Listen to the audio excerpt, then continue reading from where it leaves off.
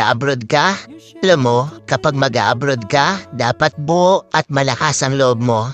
Dahil kung hindi rin dang buo at malakas ang loob mo, huwag mo nang ipagpatuloy pa. Kapag nang ibang bansa ka, dapat kaya mong lahat dahil marami kang kalaban doon sa pupuntahan mo. Nariyan ang lungkot dahil mapapalayo ka sa pamilya mo. Isa yan sa pinakamalakas na kalaban na pwedeng umatake sa'yo. Nariyan din ang takot.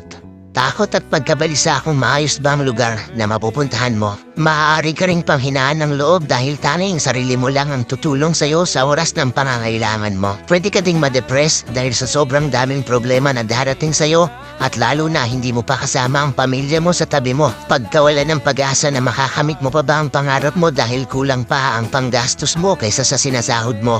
At marami pang iba. Ilan lang yan sa maaari mong maranasan kapag nang ibang bansa ka. Pero dapat kapag nag-abroad ka, kaya mong magtiis at magsakripisyo para sa pangarap mo.